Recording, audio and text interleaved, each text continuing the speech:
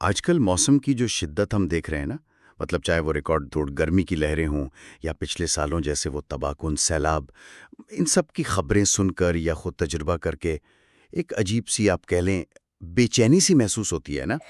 ایسا لگتا ہے جیسے پاکستان میں یہ شدید موسمی واقعات اب ایک طرح سے معمول بنتے جا رہے ہیں۔ آج ہم جس ماخذ کا گہرائی سے جائزہ لے رہے ہیں وہ ایک ورکنگ پیپر ہے۔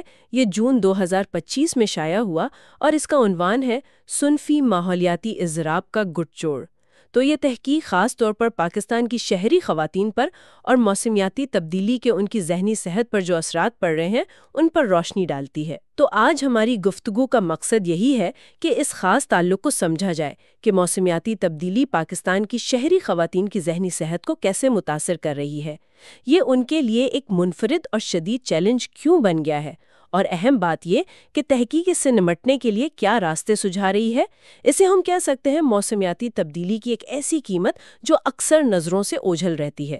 چلے اس کا تفصیلی جائزہ لیتے ہیں۔ جی، یہاں دلچسپ بات یہ ہے کہ یہ تحقیق جو ہے یہ سروے اور ماہرین کے ساتھ تفصیلی مشاورت پر مبنی ہے، اور اس کا شہری خواتین پر مرکوز ہونا بہت اہم ہے، کیونکہ یہ گروہ کئی وجوہات کی بنا پر موسمیاتی تبدیلیوں کے اثرات سے زیادہ آپ کہہ لیں غیر محفوظ ہے۔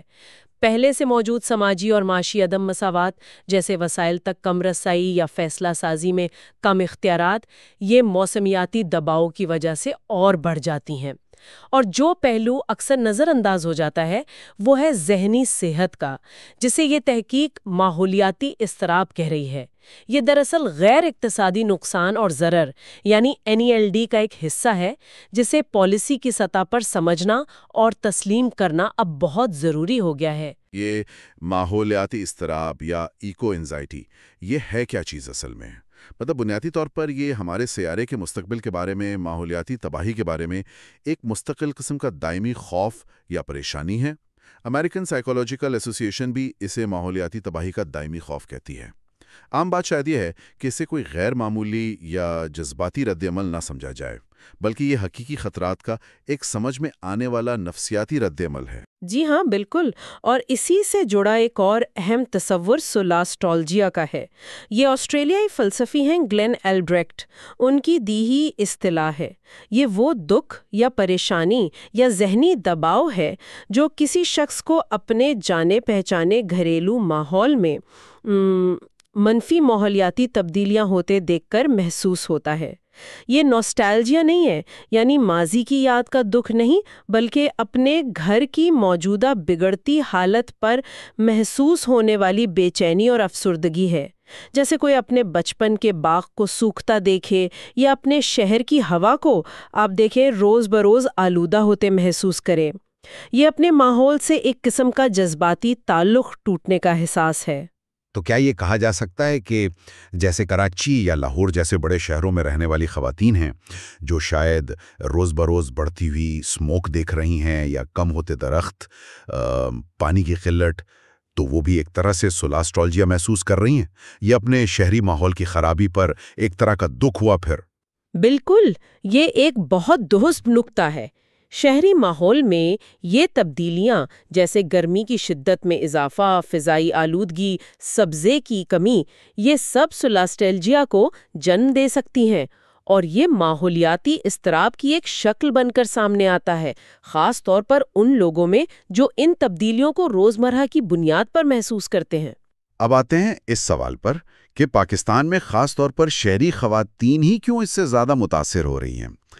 اس کی جڑیں، جیسا آپ نے شروع میں کہا، معاشرے میں پہلے سے موجود ان عدم مساوات میں ہیں۔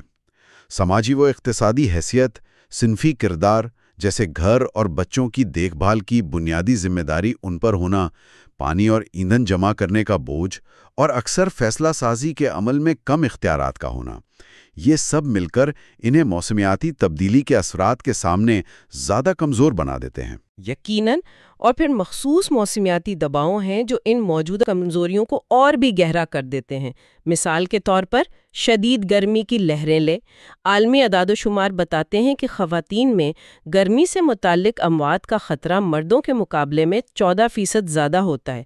پاکستان کے شہری علاقوں میں جو خواتین کھلے میں کام کرتی ہیں یا جن کے گھروں میں ٹھنڈک کا مناسب انتظام نہیں یا جو حاملہ ہیں، ان کے لیے یہ خطرات کئی گنا بڑھ جاتے ہیں۔ اس تحقیق کے سروے میں شامل 38.3% خواتین نے کہا کہ شدید گرمی ان کے روزمرہ کے سفر کو، مطلب کہیں آنے جانے کو، انتہائی مشکل بنا دیتی ہے۔ یہ صرف تکلیف کی بات نہیں ہے، یہ ان کی نقل و حرکت اور کام تک رسائی کو محدود کر دیتا ہے۔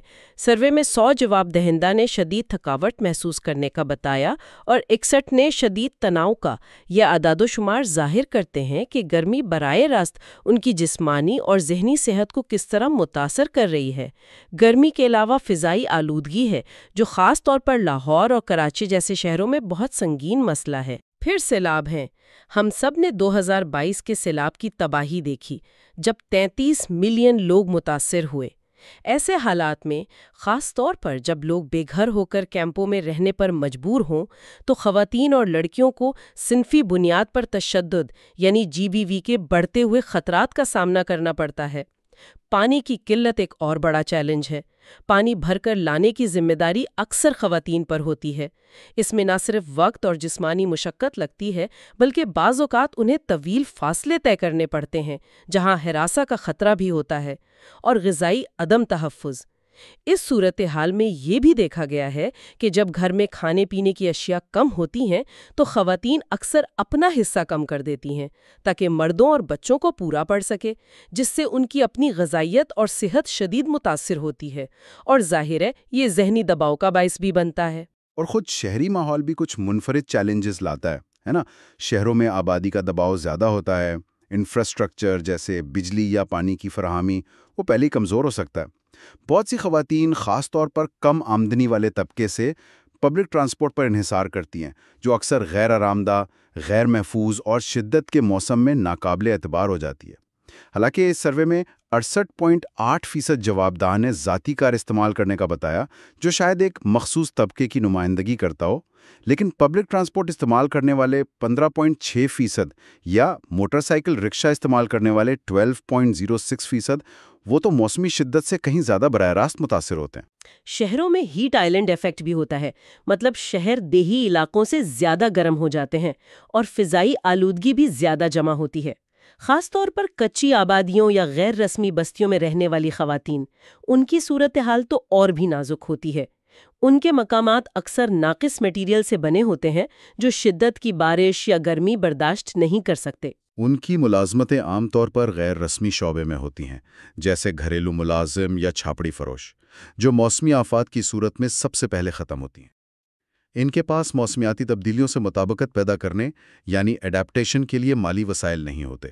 آفات کی صورت میں ان کے سماجی روابط، جو مدد کا ایک اہم ذریعہ ہوتے ہیں، وہ بھی متاثر ہو سکتے ہیں، اور صنفی بنیاد پر تشدد یعنی GBV کا خطرہ بھی ان علاقوں میں زیادہ ہوتا ہے۔ اب اگر ہم اس ورکنگ پیپر کے سروے کے نتائج کو ذرا تفصیل سے دیکھیں تو کچھ دلچسپ باتیں سامنے آتی ہیں۔ پہلی بات تو یہ کہ موسمیاتی تبدیلی کے بارے میں آگاہی اور تشویش کی سطح بہت بلند ہے۔ تقریباً 67% یعنی 66.67% جواب دہندگان نے 5 میں سے 5 کی درجہ بندی دی، مطلب سب سے زیادہ تشویش کا اظہار کیا، اور تقریباً 91% 90.78% نے اسے اپنی ذاتی فلاح و بہبود کے لیے خطرہ سمجھا۔ یہ بات بھی قابل غور ہے کہ یہ اضطراب صرف نوجوان نسل تک محدود نہیں۔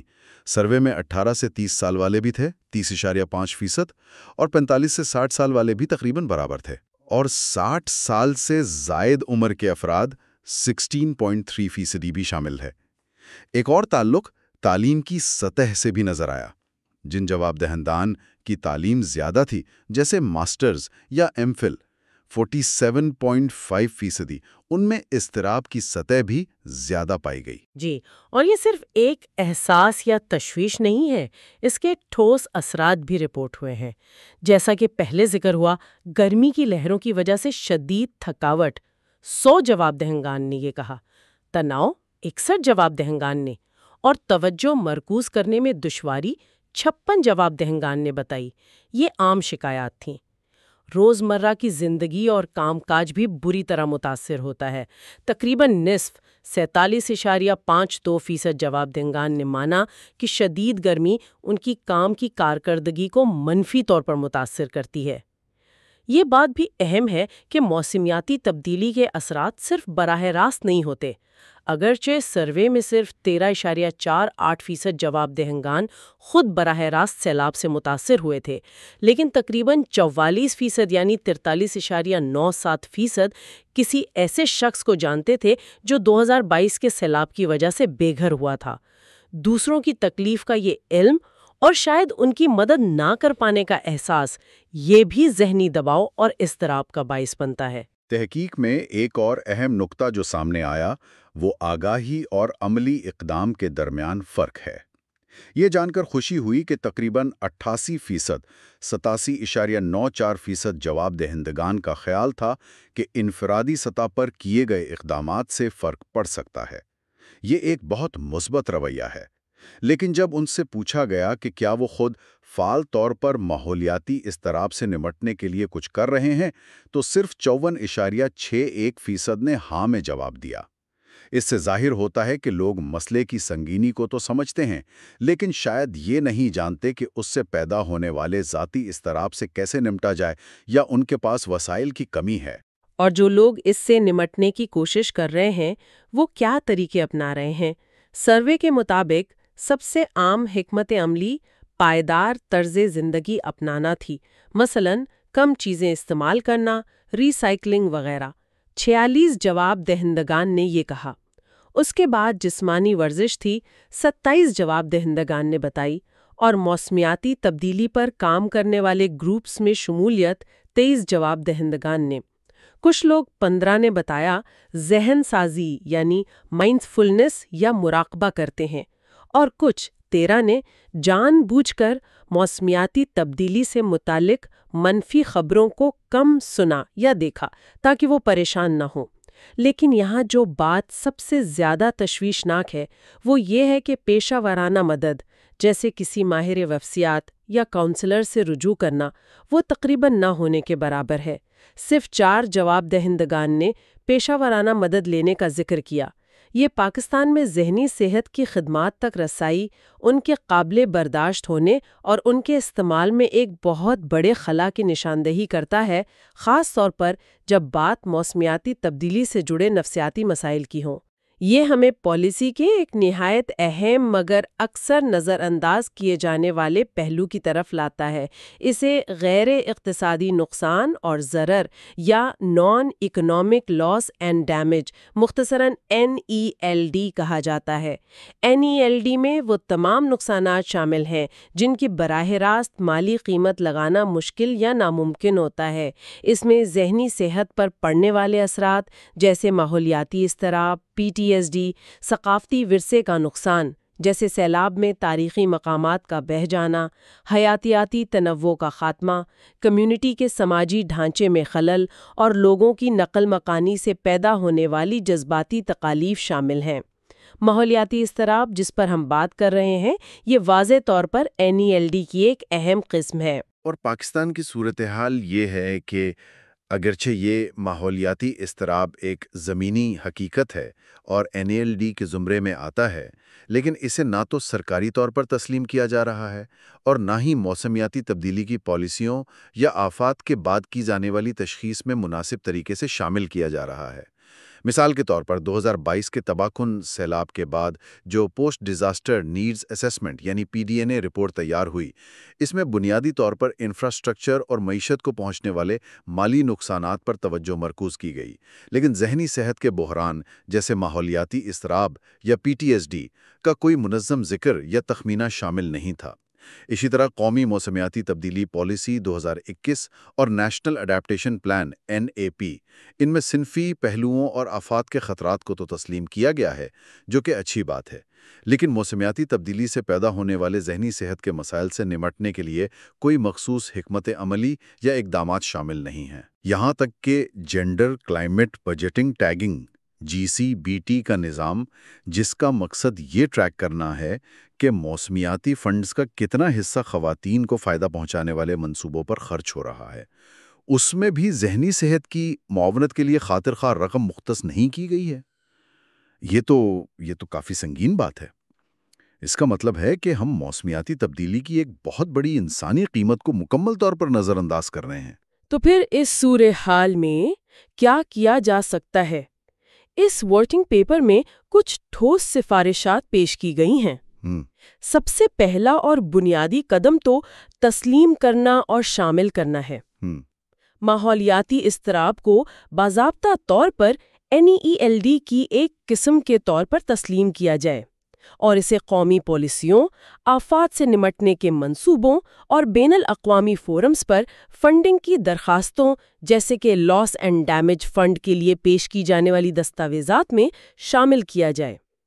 جب تک ہم مسئلے کو تسلیم نہیں کریں گے، اس کا حل کیسے نکالیں گے؟ یہ نقطہ اہم ہے، اور اس تسلیم کرنے کے ساتھ ساتھ ادارہ جاتی سطح پر عملی اقدامات کی ضرورت ہے۔ صحت کی قومی پالیسیوں جیسے کہ نیشنل ہیلتھ ویژن NHV کو اپ ڈیٹ کرنے کی ضرورت ہے تاکہ وہ موسمیاتی تبدیلی سے متعلقہ ذہنی صحت کی خدشات کا بھی احاطہ کریں۔ آفات سے نمٹنے والے اداروں جیسے NDMA کے فرنٹ لائن ورکرز کو نفسیاتی ابتدائی طبی امداد کی تربیت دی جانی چاہیے تاکہ وہ متاثرین کو فوری جذباتی سہارا فراہم کر سکیں، اور بنیادی صحت کی دیکھ بھال کے مراکز یعنی BHUs اور ہسپتالوں میں موسمیاتی اضطراب اور متعلقہ ذہنی صحت کے مسائل کے لیے اسکریننگ کو معمول بنایا جانا چاہیے۔ شہری سطح پر بھی بہت کچھ کیا جا سکتا ہے۔ شہروں میں زیادہ سے زیادہ درخت لگانا اور پارکس بنانا، جسے اربن گریننگ کہتے ہیں۔ گرمی کی لہروں کے دوران عوامی کولنگ سینٹرز قائم کرنا، جہاں لوگ خاص طور پر کمزور طبقے سے تعلق رکھنے والے پناہ لے سکیں۔ کام کی جگہوں اور پبلک ٹرانسپورٹ کے نظام کو موسمیاتی تبدیلی کے اثرات، خاص طور پر شدید گرمی سے مطابقت رکھنے والا بنانا ہوگا۔ اس میں خواتین کے لیے محفوظ، ٹھنڈے اور قابل رسائی ٹرانسپورٹ کے آپشنز فراہم کرنا شامل ہے۔ کام کی جگہوں پر شدید گرمی کے دوران کام کے اوقات میں لچک پیدا کرنا اور ملازمین کے لیے ذہنی صحت کی معاونت فراہم کرنا بھی ضروری ہے۔ اور یقیناً عوام، خاص طور پر خواتین کی آگاہی اور بااختیاری بہت اہم ہے۔ ماحولیاتی اضطراب اور اسے نپٹنے کے طریقوں کے بارے میں عوامی آگاہی مہم چلائی جائے۔ ڈیجیٹل ذہنی صحت کے پلیٹ فارم بنائے جائیں جو خاص طور پر شہری خواتین کے لیے آسانی سے قابل رسائی ہوں۔ خواتین کو گرین اکانومی یعنی ماحول دوست معیشت میں کردار ادا کرنے کے لیے نئی مہارتیں، گرین اسکل سکھائی جائیں تاکہ وہ موسمیاتی تبدیلی کے حل کا حصہ بن سکیں۔ کمیونٹی کی سطح پر ایسے مراکز قائم کیے جائیں جہاں موسمیاتی تبدیلی کے بارے میں معلومات بھی ملیں اور ذہنی صحت کی بنیادی معاونت بھی دستیاب ہو۔ آخر میں لیکن بہت اہم، احتساب کا نظام مضبوط کرنا ہوگا۔ ملکی قوانین جیسے کہ پاکستان کلائمیٹ چینج ایکٹ 2017 کو اپ ڈیٹ کیا جائے تاکہ ان میں ذہنی صحت کے پہلوؤں اور NELD کو شامل کیا جا سکے۔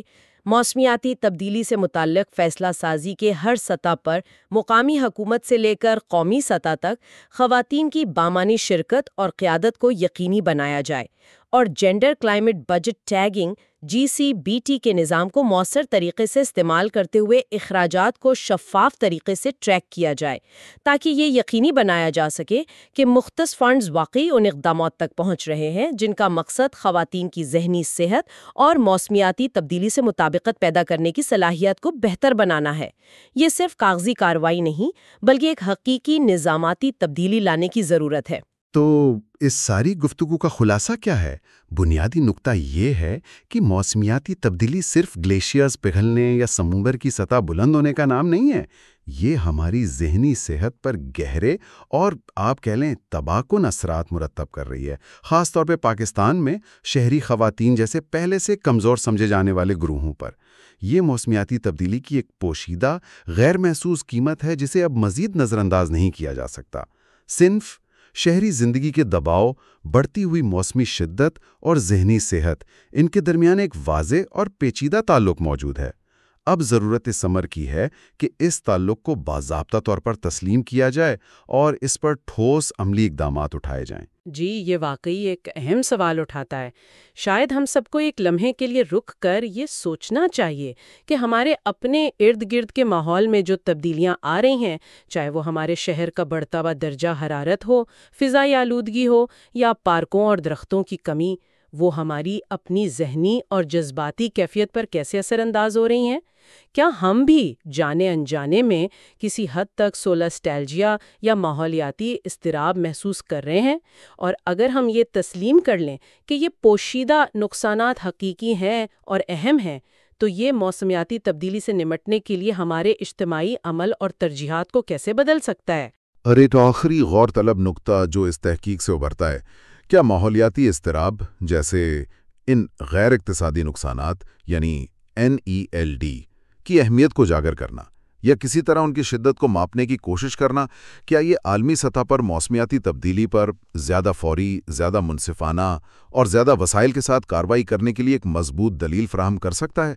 شاید ان پوشیدہ انسانی قیمتوں کو منظر عام پر لانا ہی وہ چنگاری ثابت ہو جس کی ہمیں عالمی سطح پر زیادہ سنجیدہ اور بامانی قدم اٹھانے کے لیے ضرورت ہے۔